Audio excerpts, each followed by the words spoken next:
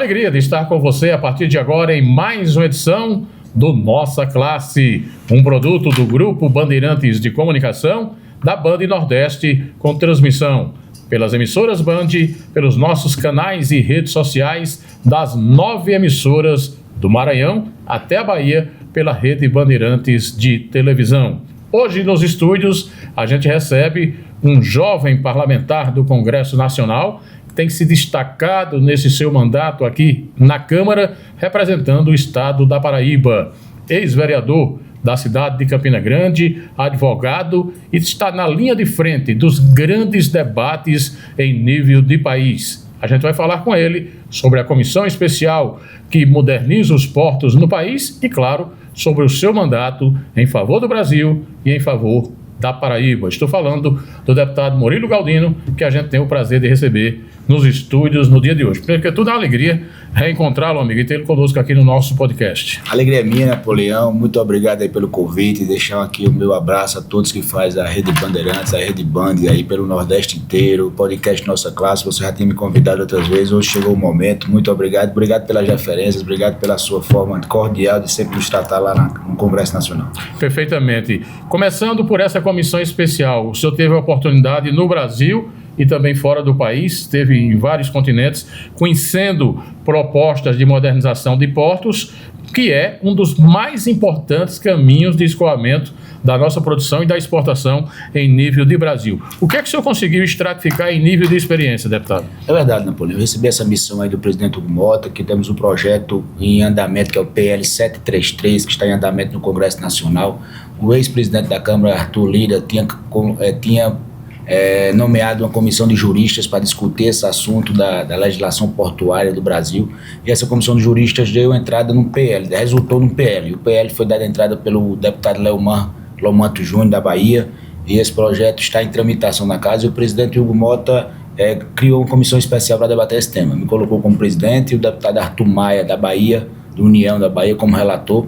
Tivemos aí várias reuniões, várias audiências públicas, várias visitas a portos nacionais e internacionais para olhar de perto a modernização dos portos, principalmente na China, na Coreia do Sul estivemos, na Europa, a modernização dos portos que precisa chegar ao Brasil também. Você tem uma ideia, 95% do que importamos e exportamos do Brasil vem pelo setor portuário brasileiro. E nós temos aí muitos portos no Brasil que ainda está defasado, muitos portos que precisam de uma modernização. A legislação brasileira precisa de uma segurança maior para essas empresas internacionais terem uma segurança jurídica para poder investir no nosso país, porque nós estamos falando aí em bilhões. Então a legislação nossa precisa de uma segurança maior para esse empresário que quer vir investir no Brasil. Então a nossa missão é fazer uma legislação mais moderna, mais enxuta, para poder dar segurança a esse empresário, principalmente poder competir com os outros portos da Europa, da China, do Sudeste Asiático, que tem portos magníficos. Eu tive a oportunidade de conhecer um porto na Coreia do Sul, por exemplo, quase totalmente automatizado. Você tem uma ideia onde chegam os caminhões dali para frente, até a carga chegar no navio, não tem nenhum ser humano trabalhando, apenas equipamentos, os caminhões todos robotizados, o pessoal só trabalhando nas câmeras na retaguarda. Então isso aí é uma modernização muito grande e o Brasil tem que chegar nisso, precisa de uma legislação nova, e nós estamos trabalhando aí, estamos agora aguardando os últimos ajustes do relator para que esse relatório venha, para que nós podemos aí analisar na comissão e depois passar para o plenário. A gente fala para o Brasil e para o mundo, mas de forma específica para o Nordeste. Aí Porto de Salvador, Pecém em Fortaleza, Suape em Pernambuco e o Porto de Recife, nosso Cabedelo lá em João Pessoa, São Luís. Como é que está exatamente hoje essa infraestrutura do ponto de vista da realidade de momento? É uma coisa muito aquém, precisa muito um trabalho de modernização, ou já temos estruturas que pelo menos atendem de momento a situação do Nordeste? Então, nós temos portos importantes no Nordeste hoje. Temos o porto de Suape, o porto de Pecém, o porto lá em Salvador. São portos importantíssimos que já tem até uma demanda muito grande no Nordeste. Nós precisamos, assim, o que nós estamos vendo é essa legislação para poder atrair novos investidores, tanto para portos de concessões públicas como portos da iniciativa privada. Então nós estamos aí abrangendo essa legislação toda para poder dar uma segurança maior. Nós estivemos conversando com vários investidores que nós viajamos para a China, para a Coreia do Sul, que tem um interesse em investir mais no Brasil, mas fica preso pela burocracia. A burocracia aqui no Brasil é muito grande, a questão da licenciamento ambiental é muito complicado. O pessoal diz que a lei, por exemplo, vou dar só um exemplo aqui que nós vamos discutir, tivemos audiência com o presidente do IBAMA lá na Comissão Especial dos Portos. Você vai fazer uma dragagem no porto hoje para aumentar o calado para 12 metros, por exemplo. Você precisa de uma licença ambiental, tudo bem. Mas depois de um ano, você para fazer só a revisão daquilo ali, para deixar nos mesmos 12 metros, você tem que fazer uma licença novamente. Então isso não tem sentido. Você já tem a licença ambiental para aquele calado ser de 12 metros. Então por que ter uma nova licença só para poder fazer a manutenção daquele calado? Então são coisas que no Brasil essa burocracia enorme atrapalha o desenvolvimento, atrapalha o empresário que quer investir no nosso país. Então um dos nossos aspectos é esse, a questão ambiental, da licenciamento, desburocratizar os portos do Brasil e também melhorar a questão de regulamentação, da questão dos trabalhadores, a questão dos contratos também, que o pessoal reclama hoje, os empresários, que os contratos dos portos, para você investir bilhões, você precisa de uma quantidade de anos maior para poder ter o retorno daquele investimento que você fez. Então a maioria dos portos aí do mundo afora, os contratos de concessões são de 50 anos, de 60, de 70. Aqui no Brasil tem contratos de 10 anos, de 20, então não compensa o empresário investir para ter aquele direito de uso só por 10 anos, por 20 anos daquela área. Além de muita mudança, às vezes, na legislação, ou seja, se muda a regra com o jogo já em andamento, né, deputado? No Brasil tem isso, é muita legislação, muitas regras em tramitação, então a gente conversou bastante dentro daquela comissão dos portos, temos pessoas lá que são entendidas na área portuária, temos o ex-ministro Leônidas Crisanti, que é do Ceará, que está lá na comissão, foi ministro da seção portuária, temos a Rosana Vale, o prefeito da cidade de Santos, esqueci o nome dele agora, do PSDB, também está. Então, várias pessoas que são da área portuária que estão lá, e foi uma comissão bastante produtiva, podemos conversar bastante sobre o assunto. Aliás, assistindo lá os trabalhos da comissão, eu descobri de repente um dado que eu não sabia, porque a gente às vezes não é estudioso de portos, é a capacidade do norte do país, e aí o Brasil tem uma realidade que poucos países têm,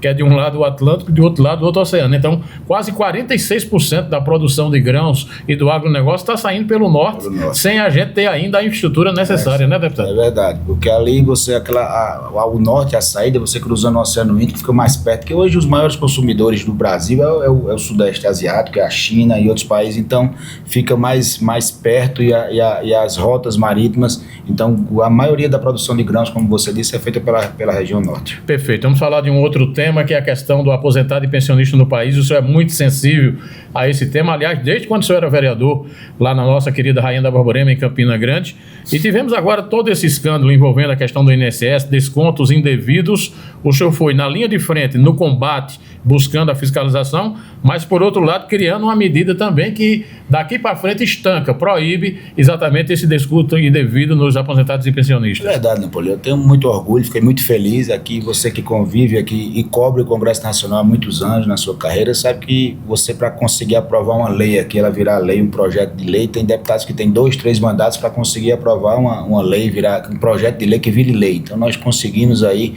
já nos primeiros anos do nosso primeiro mandato, aprovar o projeto de lei, não estou lembrado do número agora, o número é o mínimo, o mais importante é o projeto. Nós proibimos o desconto. Vou colocar na tela. O problema proibimos o desconto de aposentados e pensionistas, daquelas associações, daquelas sindicatos, de tudo que você não queira realmente fazer. Logicamente que se o aposentado ou pensionista quer fazer, ele pode fazer esse desconto, essa associação, mas que desde que seja feito ou pessoalmente nas agências ou através de uma autenticação facial ou uma autenticação digital. Então, como era feito antes, essa fraude que aconteceu enorme, se esse meu projeto de lei já estivesse em vigor naquela época, não tinha acontecido toda essa fraude no INSS, porque muitas vezes, muitos dos aposentados e pensionistas não sabiam nem que estavam contribuindo naquilo ali. O pessoal fez nos seus rendimentos sem o consentimento deles. Então, esse projeto de lei, essa lei hoje, que hoje já está em vigor no Brasil, proíbe que seja feito qualquer desconto no aposentado, no pensionista, sem que seja a sua expressa autorização pessoalmente. Outra área sensível que o senhor foi buscar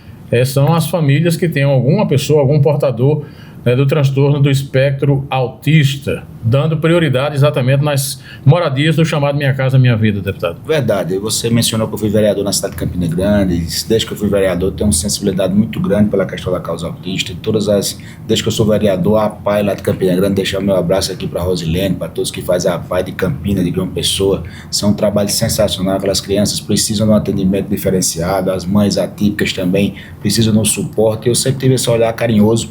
É tanto que todos os anos eu coloco emendas para diversas associações de Campina, de João Pessoa, do Sertão, do Estado, de várias cidades, ajudar nessa causa. E quando chegou a medida provisória do governo federal sobre o projeto da Minha Casa Minha Vida, tive a ideia de colocar essa emenda, a medida provisória, colocando a prioridade em todo projeto que for lançado pelo governo federal do Minha Casa Minha Vida, adaptacional em qualquer lugar do país inteiro, Nordeste todo que está nos ouvindo agora. Quem tem uma criança autista, um jovem autista, vai ter prioridade na indicação daquelas casas. Então, eu acho que é de muita valia a mãe autista, e muitas vezes a gente sabe, nós somos homens, mas muitas vezes os homens, quando tem uma criança com autismo, com defesa, terminam abandonando a família. Então, a mãe precisa desse lar, precisa ter uma casa, um suporte para poder continuar gerindo e dando o suporte necessário. Então, jovem, o senhor com esse mandato de deputado federal chegou à coordenação da bancada da Paraíba. Eu que convivo com um colegiado, a gente sabe, por exemplo, 12 deputados eleitos, ali não tem ninguém melhor do que ninguém, porque todo mundo se acha exatamente o poderoso, porque se elegeu e o povo trouxe para cá.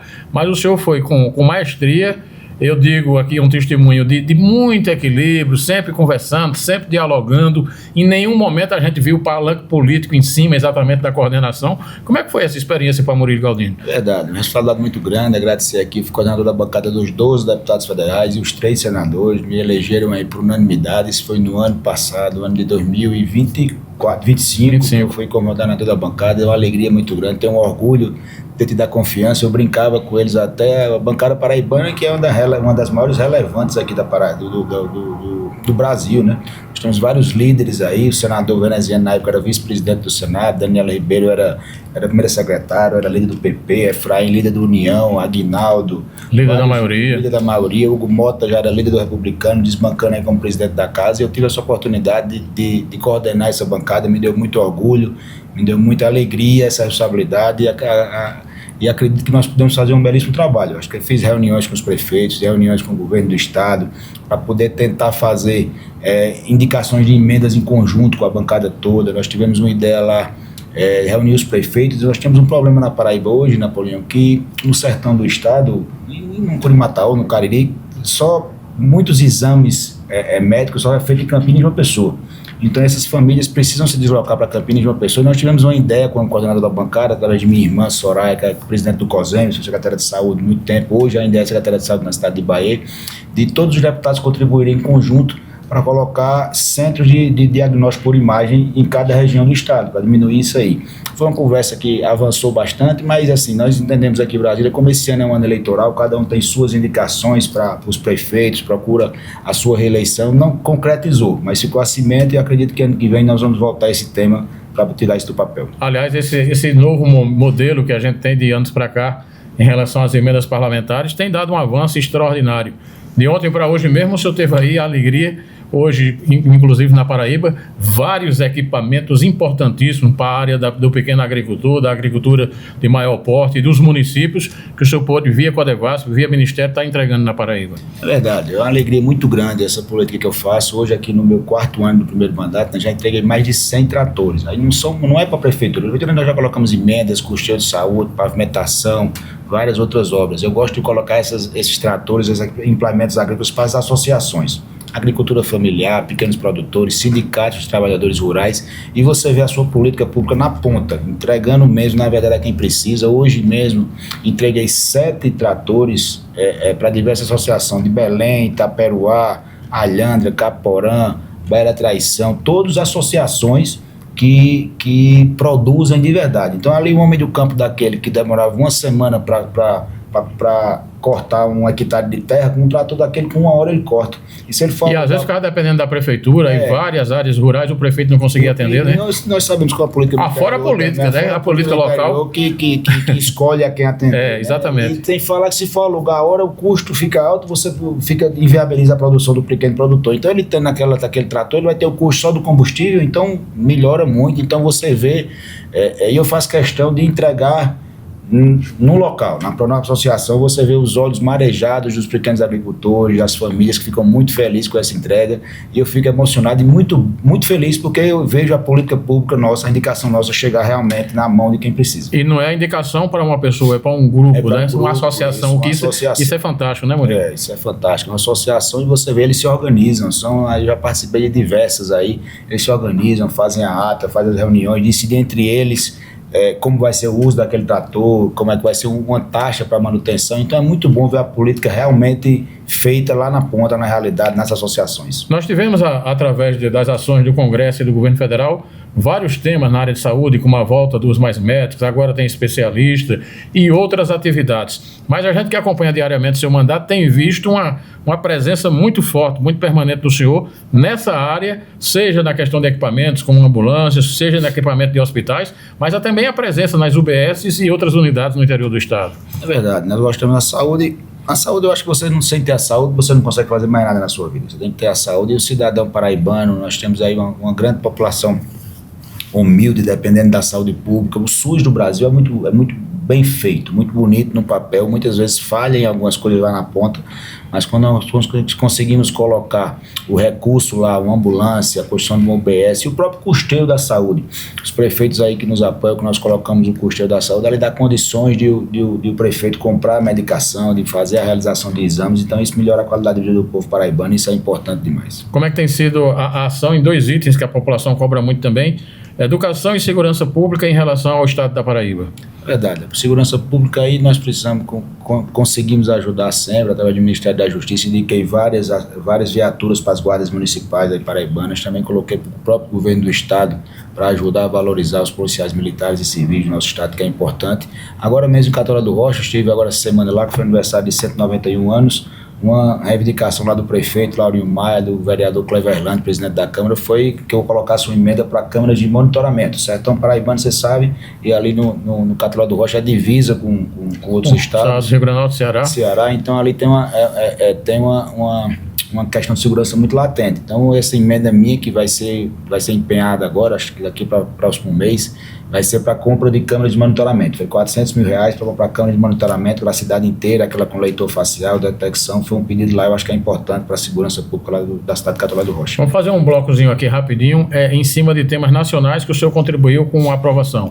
O projeto de combate exatamente à criminalidade e aos grupos organizados de crime, a questão dos agentes comunitários de saúde, que está cada vez mais avançando e o senhor tem contribuído muito com isso. Aí vem também o pessoal da enfermagem, agora também os farmacêuticos. São várias categorias que têm recebido no seu mandato o apoio aqui em Brasília. É verdade. E parabenizar que essas categorias são muito organizadas aqui em Brasília. Os agentes comunitários de saúde, os agentes comunitários de endemias, eles se mobilizam bastante. Você sabe, quando eles vêm aqui para Brasília, lotam aquele Congresso Nacional, lotam ali o tapete verde, o tapete azul, aquela câmera toda, e eles se mobilizam. E realmente é necessário, é uma categoria muito importante que está ali visitando as pessoas, casa por casa, fazendo a prevenção na saúde, ajudando o PSF, as UBS a tratar aquelas famílias. Então é um funcionário que precisa ser valorizado. Ele está ali de porta em porta, sai de sua casa, no sol, diariamente, então precisa ser valorizado, e aqui nós defendemos todas as melhorias para poder ser cada vez mais valorizado. Perfeito. Temas nacionais que o Congresso esteve aí aprovando, nós vivemos exatamente a questão da redução do imposto de renda. Hoje estamos aí votando a redução da jornada de trabalho, o 6x1 passando para 5x2. Como é que tem sido a sua participação e do próprio partido, a bancada paraibana dos Republicanos, nessa questão? Verdade, esses são temas importantes que estão sendo aí apresentados e enfrentados pelo presidente Hugo Mota. Parabenizar aqui o presidente Hugo Mota de público por ter coragem de colocar em pauta e em votação projetos importantíssimos como esse projeto antifacção, que vai ajudar na segurança pública. Foi um projeto do governo federal, mas que foi aprimorado na Câmara dos Deputados e foi colocado em votação, nós já aprovamos. O projeto da redução do imposto de renda também, parabenizar o presidente Lula. Fomos aprovados, e aí agora a reclamação é dos prefeitos. Estivemos agora lá que eles dizem que com essa redução, com esse aumento da isenção até 5 mil, diminuiu o FPM. Então, porque atinge da imposto de renda, né? Porque o FPM é calculado em cima do IPI e imposto de renda, né? Então isso aí os prefeitos já estão reclamando, querem que uma compensação. Então nós ficamos sempre nessa corrida, querendo agradar um lado e outro. Mas aí já tem aí um movimento da FAMUP, da Conferência Nacional dos Municípios, para poder ver uma solução de nós restabelecer essa questão para os prefeitos, para as prefeituras municipais. Perfeito. Republicanos na Paraíba. Hoje, indiscutivelmente, seja na Assembleia, seja aqui no Congresso Nacional, tem a presidência de uma das casas mais importantes do país, que é a Câmara Federal. Como é que está esse boom do Republicanos, vocês têm construído exatamente, e a perspectiva para 2026, Murilo? Verdade, Republicanos aí, o maior partido da Paraíba hoje, nós estamos aí com 8 deputados estaduais, com 9 agora que o Nilson Lacerda se filiou também, que assumiu o lugar de Tassiano, que foi para o Tribunal de Contas. Então temos 9 deputados estaduais no Republicano, 3 deputados federais, o presidente da Assembleia do Republicano, o presidente da Câmara Federal aqui. Então é um partido importantíssimo que vem fazendo um trabalho excelente aqui em Brasília também. Parabenizar o presidente Marco Pereira, muito sério nas conduções, nas tratativas. Então é muito bom fazer parte desse partido. Então aqui parabenizar a todos e dizer que vamos crescer. Acho que o Partido Republicanos hoje na Paraíba deve fazer de 10 a 11 deputados estaduais. Temos aí a certeza de fazer 3 deputados federais, podendo fazer o 4º. Estamos trabalhando aí, fizemos uma nominata muito boa. O deputado Tião Gomes, que era deputado estadual, será candidato a deputado federal pelo Republicano. O deputado Ranieri Paulino, que é o primeiro suplente. Aproveitar aqui e dizer em seu programa em primeira mão. Estou tirando licença agora, já no comecinho de junho, a próxima semana, já para poder cumprir um compromisso com o Republicano. Aliás, é uma coisa difícil na política, a gente vê isso, né, Murilo? É verdade. E vocês estão vendo 2, inclusive, né? Isso, eu vou tirar licença, o deputado Wilson Santiago também, que era um compromisso que nós temos. Então, compromisso feito, é compromisso assumido, o Republicanos tem essa ideia. Você tem uma ideia, lá na Assembleia Legislativa, todos os suplentes assumiram. Leonice lá, não querendo falar em desmerecendo a votação, mas teve 3 mil votos para deputado estadual e assumiu a cadeira legislativa lá com o rodízio que foi feito. E aqui na Câmara Federal nós vamos fazer o mesmo. Então, agora, em junho, eu tirando licença, o deputado Wilson Santiago também, para poder tomar posse aí, Ranieri Paulino, lá de Guarabira, e Valdir Trindade, que hoje é vereador lá de João Pessoa, também vai assumir aqui uma cadeira na Câmara Federal. Então, os dois vão para candidatos novamente a deputado federal. Aí temos aí o reforço da capitã Rebeca, que tem um trabalho sensacional lá em Brasília. Silvia Benjamin, que hoje também é deputada estadual, será candidata a deputada federal lá da cidade de Areal. E outros candidatos aí, que uma nominata forte, aí vamos trabalhar para fazermos 4 deputados federais. Perfeito. Murilo Galdino, foi uma alegria tê-lo conosco aqui no Nossa Classe e desejar sucesso nessa empreitada de 2026 e que a gente possa, essa sua juventude, a seriedade como você tem tratado o mandato, a gente que é testemunha ocular disso aqui em Brasília, eu acho que é muito importante para o país. Eu digo sempre, às vezes as pessoas se preocupam e fazem muita briga com o presidente da República, com tudo mais, mas a mudança, ela começa no Salão Verde, ela começa a gente escolhendo bem os nossos deputados federais. Foi uma alegria tê-lo conosco, viu? Uma alegria minha, obrigado aí cada um de vocês que nos assistiram, estão nos assistindo aí, desejar aí um feliz São João a todos vocês, aí aproveitar o convite aí para vocês conhecerem o São João da Paraíba, de Campina Grande específico, me acompanharem nas redes sociais, Murilo Galdino PB, o Instagram, para poder ver o nosso trabalho. Vou tirar licença agora e vou aproveitar aí esses 4 meses para poder percorrer o estado inteiro da Paraíba aí na nossa caminhada para renovar o nosso mandato aqui em Brasília, se Deus nos permitir, o povo da Paraíba. Então, muito obrigado a você, Napoleão, obrigado a todos vocês nos assistindo, um grande abraço. Muito bem, a gente está chegando ao final desta edição do podcast Nossa Classe, agradecendo a você e sempre deixando a nossa mensagem. É possível subir na vida falando a verdade. Só o poder de Deus é grande e é pelos humildes que ele é honrado. Um grande abraço e até o próximo programa.